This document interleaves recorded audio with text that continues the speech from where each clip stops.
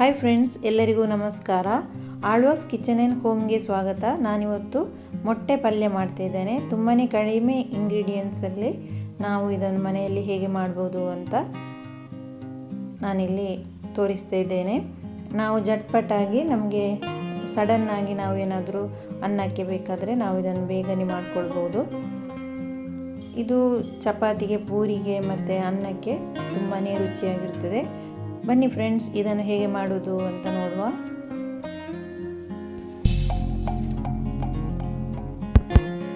ನಾನಿಲ್ಲಿ 5 ಮೊಟ್ಟೆಯನ್ನು ನೀರಿನಲ್ಲಿ ಬಾಯ್ಲ್ ಮಾಡಿ ಅದರ ಸಿಪ್ಪೆಯನ್ನು ತೆಗೆದು ಇಟ್ಕೊಂಡಿದ್ದೇನೆ ಫ್ರೆಂಡ್ಸ್. ಇದನ್ನು 4 ಭಾಗಗಳನ್ನಾಗಿ ಈ ರೀತಿಯಾಗಿ ಕಟ್ ಮಾಡಿ ಇಟ್ಕೊಂಡಿದ್ದೇನೆ ನೋಡಿ. ನಾನಿಲ್ಲಿ ಒಂದು ಟೊಮೆಟೊವನ್ನು ಸಹ ಕಟ್ ಮಾಡಿ ಇಟ್ಕೊಂಡಿದ್ದೇನೆ, ಒಂದು ಈರುಳ್ಳಿಯನ್ನು ಸಹ ಸಣ್ಣದಾಗಿ ಕಟ್ ಮಾಡಿ ಇಟ್ಕೊಂಡಿದ್ದೇನೆ ಮತ್ತು ಕರಿಬೇವಿನ ಸೊಪ್ಪನ್ನು ಸಹ ಇಟ್ಕೊಂಡಿದ್ದೇನೆ. ನಾನಿಲ್ಲಿ ಮಣ್ಣಿನ ಪಾತ್ರೆಯಲ್ಲಿ ಮಾಡ್ತಾ ಇದ್ದೇನೆ. ತುಂಬಾ ಟೇಸ್ಟಿ ಆಗುತ್ತೆ ಫ್ರೆಂಡ್ಸ್ ಮಣ್ಣಿನ ಪಾತ್ರೆಯಲ್ಲಿ ಮಾಡೋದರಿಂದ. ನಾನಿಲ್ಲಿ 2 ಸ್ಪೂನ್ನಷ್ಟು ಎಣ್ಣೆಯನ್ನು ಹಾಕಿದೆ. ಎಣ್ಣೆ ಬಿಸಿ ಆದಾಗ ನಾನಿಲ್ಲಿ ಒಂದು ಅರ್ಧ ಸ್ಪೂನ್ನಷ್ಟು ಬಡೆ ಸೊಪ್ಪನ್ನು ಹಾಕಿದೆ. ತುಂಬಾ ಟೇಸ್ಟಿ ಆಗುತ್ತೆ ನಾವು ಬಡೆ ಸೊಪ್ಪು ಹಾಕೋದ್ರಿಂದ. ಅದು ಚಟ್ಪಟ ಅಂತ ಅನ್ನುವಾಗ ನಾವು ಇದಕ್ಕೆ ಈಗ ಈರುಳ್ಳಿಯನ್ನು ಹಾಕಬೇಕು. ಈರುಳ್ಳಿ ಸ್ವಲ್ಪ ಹೊತ್ತು ಫ್ರೈ ಆಗಬೇಕು. ಈರುಳ್ಳಿ ಫ್ರೈ ಆದ ಮೇಲೆ ನಾವು ಈಗ ಇದಕ್ಕೆ ಟೊಮೆಟೊ ಮತ್ತು ಕರಿಬೇವಿನ ಸೊಪ್ಪನ್ನು ಹಾಕಿ ನಾವೀಗ ಮಿಕ್ಸ್ ಮಾಡಿಕೊಳ್ಬೇಕು.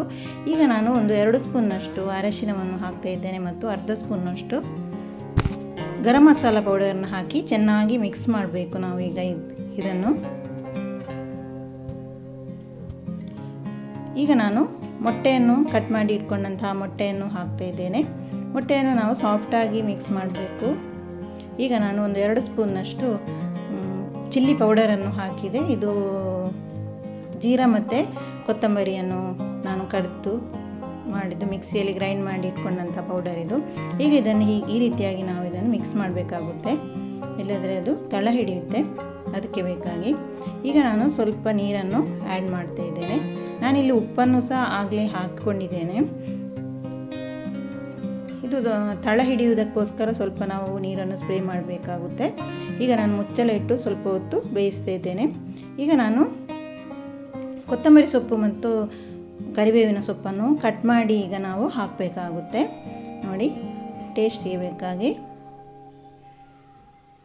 ಈಗ ನಾವು ಇದನ್ನು ಈ ರೀತಿಯಾಗಿ ಮಿಕ್ಸ್ ಮಾಡಿಕೊಳ್ಬೇಕು. ನಾನು ಕೊನೆಯದಾಗಿ ಈಗ ಕಾಯಿ ತುರಿಯನ್ನು ಹಾಕ್ತಾ ಇದ್ದೇನೆ. ಚೆನ್ನಾಗಿ ಮಿಕ್ಸ್ ಮಾಡಿ ಕಾಯಿ ತುರಿಯನ್ನು ಹಾಕಿ ನೋಡಿ ಈ ರೀತಿಯಾಗಿ. ತುಂಬ ಚೆನ್ನಾಗಿ ತುಂಬ ಟೇಸ್ಟ್ ಆಗುತ್ತೆ ಫ್ರೆಂಡ್ಸ್ ಈ ರೀತಿಯಾಗಿ ನಾವು ಮಾಡೋದರಿಂದ. ನೀವು ಸಹ ಮನೆಯಲ್ಲಿ ಒಮ್ಮೆ ಟ್ರೈ ಮಾಡಿ. ಅನ್ನ, ಚಪಾತಿ, ಪೂರಿಗೆ ಅಂತೂ ತುಂಬಾ ಸೂಪರ್ ಕಾಂಬಿನೇಷನ್. ಇವತ್ತು ನಾನು ಮಾಡಿದಂಥ ಈ ರೆಸಿಪಿ ನಿಮಗೆ ಇಷ್ಟವಾದರೆ ಪ್ಲೀಸ್ ಲೈಕ್, ಶೇರ್ ಮತ್ತು ಸಬ್ಸ್ಕ್ರೈಬ್ ಮಾಡಿ.